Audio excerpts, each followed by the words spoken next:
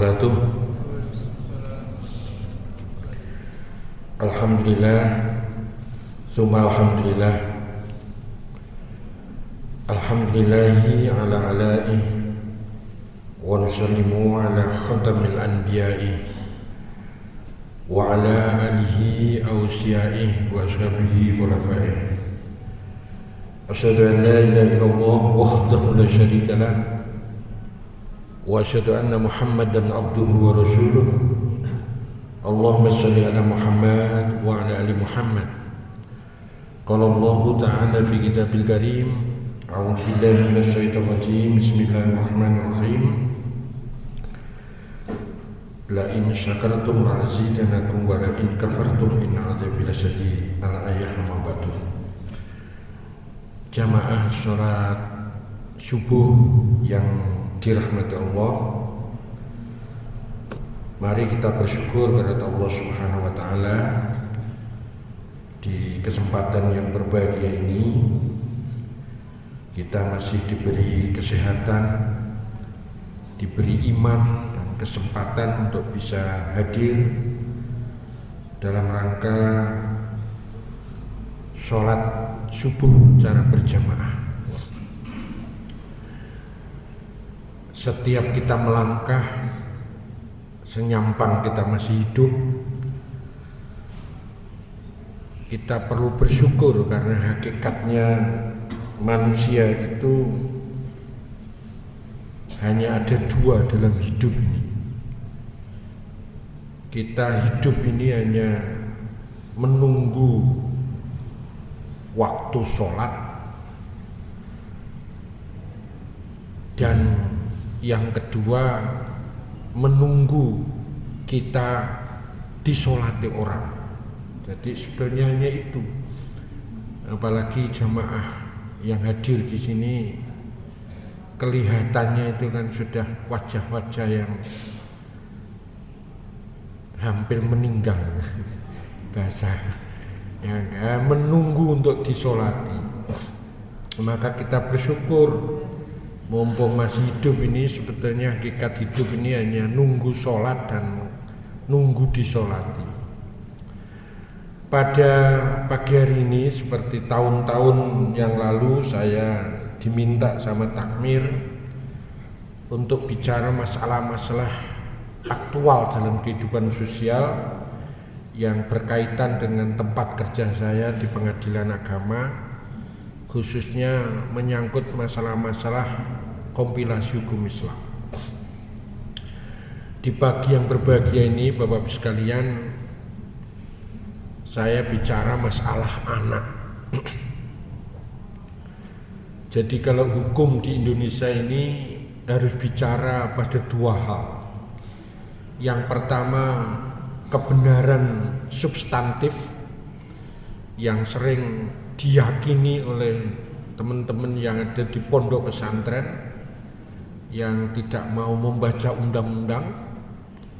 Kemudian yang kedua ada yang kita sebut dengan istilah kebenaran yuridis, administratif. Dan kebenaran yang kedua ini menjadi amat sangat penting karena ini satu untuk mencari kepastian hukum, kemudian yang kedua dalam rangka menjaga ketertiban yang ada di dalam masyarakat. Mengapa masalah anak ini penting saya sampaikan pada Bapak sekalian, dan saya yakin jamaah ini ya kalau punya anak, tetapi juga sekaligus mungkin sedikit yang hadir ini yang menjadi anak. Di hadapan hukum Bapak Ibu sekalian, anak ini dibagi menjadi tiga. Pertama yang kita sebut dengan istilah anak yang sah.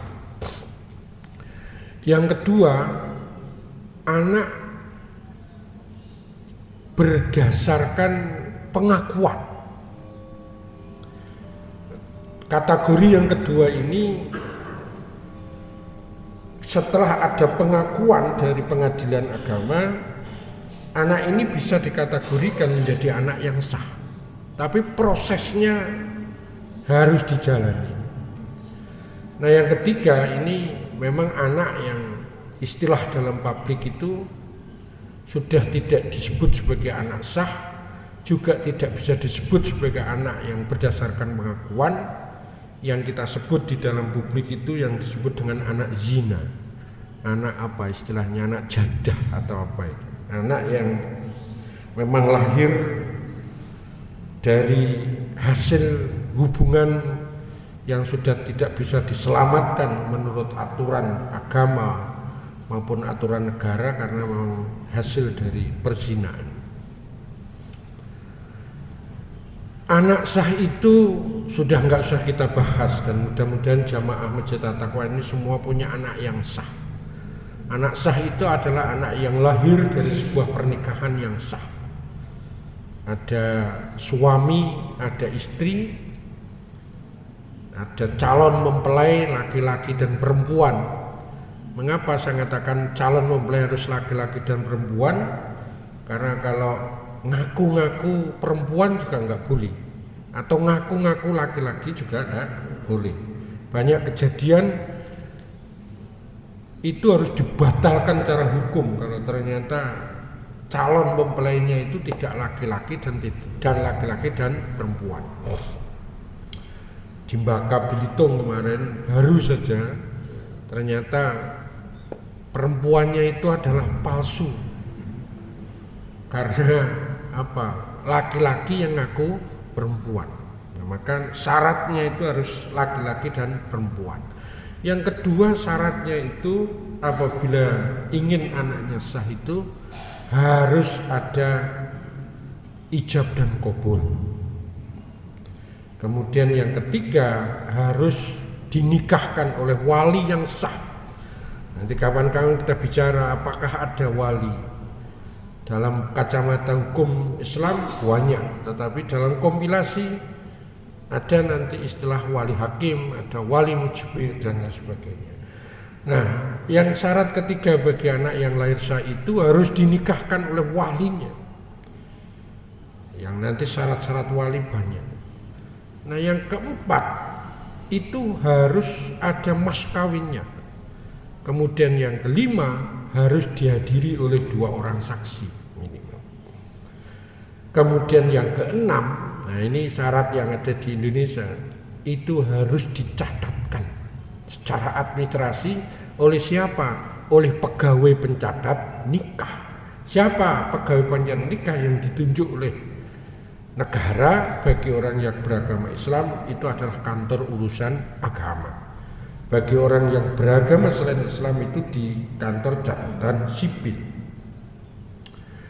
Kalau ini terjadi maka anak yang lahir itu disebut sebagai anak yang sah. Dan ini akte kelahirannya juga nanti berbunyi anak ini anak yang keberapa hasil dari sebuah pernikahan yang sah dari bapak dan ibunya ini. Ini tidak ada masalah. Dan mudah-mudahan bapak-bapak ini yang hadir, ibu-ibu, kita dalam kategori ini selamat dari administrasi negara dan selamat dari aturan agama. Nah yang kedua Bapak sekalian, ini anak yang sudah mulai bermasalah. Anak pengakuan ini Bapak sekalian, kalau yang normal ini harus mendapatkan penetapan dari pengadilan agama. Apa yang disebut anak pengakuan ini? Anak yang lahir dari sebuah pernikahan yang tidak dicatatkan tapi sah menurut agama. 5 tadi itu terpenuhi. Calon mempelainya ada, walinya ada. Kemudian yang ketiga ada ijab qabul. Yang keempat ada apa itu? Ada saksi 2. Kemudian ada mas kawinnya. Sah. Tetapi ini tidak dicatatkan. Tidak dicatatkan. Misalnya tahun 2025 awal Januari dia nikah siri. Nikah yang tidak dicatatkan tadi. Kemudian setelah nikah siri mereka melakukan hubungan suami istri. Anaknya lahir di Desember 2025. Kemudian mempelai ini baru menikah dicatatkan di kantor urusan agama Januari 2026. Kutipan akte nikahnya itu Januari 2026, anaknya itu sudah lahir di bulan Desember 2025. Yang nikahnya Siri tadi itu Januari 2025. Bagaimana status anak ini? Nanti anak ini dari hasil pernikahannya sah tetapi tidak dicatatkan. Nah, ini akan menjadi problem di kutipan akte nikahnya, kutipan akte kelahirannya. Inilah bapak-bapak, kalau kejadian semacam ini, maka orang tuanya itu agar supaya status anak yang lahir dari sebuah pernikahan siri itu harus mengajukan permohonan asal usul anak ke pengadilan agama. Disitulah nanti anak ini di akte kelahirannya itu baru bisa dianggap menjadi anak yang sah. Nah ini Bapak Ibu sekalian. Nah di pagi hari ini saya akan cerita tentang keinginan. Ini mudah-mudahan orangnya nggak hadir. Dan saya yakin nggak hadir karena nggak jamaah sini. Tetapi ini kejadiannya di kota Bojonegoro. Saya tidak menyebut, masa saya nyontohkan Kaji Juwarno kan gak enak, misalnya bendara takmir. Dan saya yakin Pak Haji Juwarno tidak begitu. Jadi katakanlah namanya Pak Suto. Pak Suto ini Bapak Ibu sekalian, ini kejadian kemarin baru. Nangis di pengadilan agama karena Pak Suto ini sudah punya istri yang sah dan punya anak dari perkawinan yang sah itu 2. Ketika Pak Suto masih muda, dia menjadi pegawai BUMN Bojonegoro ini, Exxon. Kemudian dia tertarik sama perempuan lain yang sekitar sana, sekitar Gayam dan sebagainya. Ya, memang kelemahannya laki-laki Pak, ternyata itu senang sama perempuan yang cantik. Itu kelemahannya laki-laki. Tapi kelemahannya perempuan itu mata duitan. Mudah-mudahan wonge sing guyu banter iki ya krasa. Jadi itu memang betul. Maka surga itu bagi laki-laki itu selalu diberi bidadari dan sebagainya, itu memang sunatullah. Istimewaan. Ya, Kaji Widnar pada itu masa wis wajahnya sudah agak sakaratul maut ini seweneng karo perempuan. Ya, saya ngomong ini Kaji Widnar gak mungkin marah sama saya. Tapi laki-laki memang senang itu. Tapi perempuan itu memang betul juga mata duitan. Karena di surga itu perempuan selalu digambarkan sama Allah itu ada kemewahan. Nah Pak Suto ini Pak sudah punya istri yang sah, punya anak 2 di Bojonegoro kota ini. Dia punya istri yang siri di Gayam sana. Ya karena Pak Suto senang perempuan cantik, perempuannya senang duit. Wes klop, nikahlah dia siri. Karena kalau dia ingin menikah dengan cara resmi, dia harus mengajukan poligami di pengadilan agama. Nah, dia tidak wani Pak Suto ini. Kemudian dia nikah siri. Nah dari hasil pernikahan siri itu punya anak 2, perempuan semua. Nah istrinya Pak Suto ini Juli 2024 meninggal dunia. Jadi istri yang sah tadi itu meninggal dunia. Baru setelah istrinya meninggal dunia, Pak Suto ini nikah resmi kepada istri sirinya di Gayam sana itu setelah istrinya yang pertama itu meninggal. Jadi bulan Agustus dia nikah secara resmi di kantor urusan agama. Nah yang jadi masalah ini anak 2 perempuan yang lahir dari pernikahan siri yang orang Gayam itu mau menikah. kemarin mau nikah. Nah ini kan masalah. Kemudian Pak Suto ini kepengen jadi walinya, wali nikah dari anak yang dari hasil pernikahan yang tidak dicatatkan. Dia mengajukan ke pengadilan agama, judulnya itu perkaranya pengajuan asal usul anak yang saya sebutkan tadi. Dia bercerita kalau dulu nikah dengan istrinya dari Gayam itu tahun ini dicatat semua. Tapi ditolak sama pengadilan agama. Mengapa?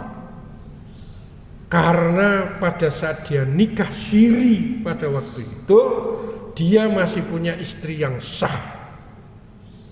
Dan itu nikah sirinya menurut administrasi negara itu tidak bisa diakui.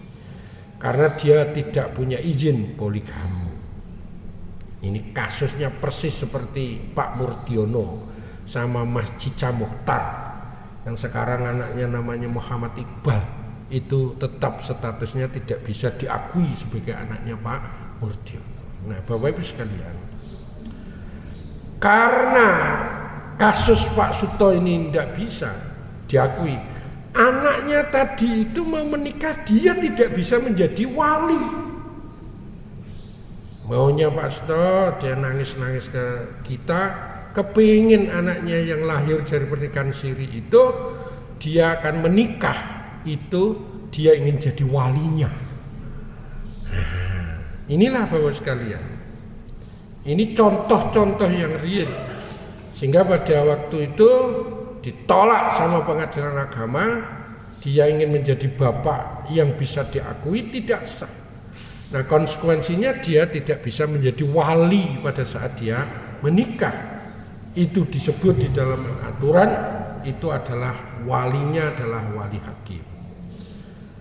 Nah tidak berhenti sampai di situ Bapak sekalian kasus ini. Nanti kalau Pak Suto meninggal, dia punya harta waris, maka istrinya yang siri tadi dan anaknya yang siri itu dia tidak dapat apa-apa. Dia tidak bisa mendapatkan waris, bahkan kewajiban-kewajiban yang seharusnya bagi seorang bapak diberikan pada istri dan anak menjadi hilang. Dan istrinya pun tidak bisa menuntut apa-apa, anaknya apalagi. Inilah sebenarnya akibat dari wong lanang seneng wong wedok seneng karo duit, tapi tidak bicara tentang kebenaran hukum, akhirnya itu adalah sama-sama rugi. Mudah-mudahan orangnya tidak hadir. Assalamualaikum warahmatullahi wabarakatuh.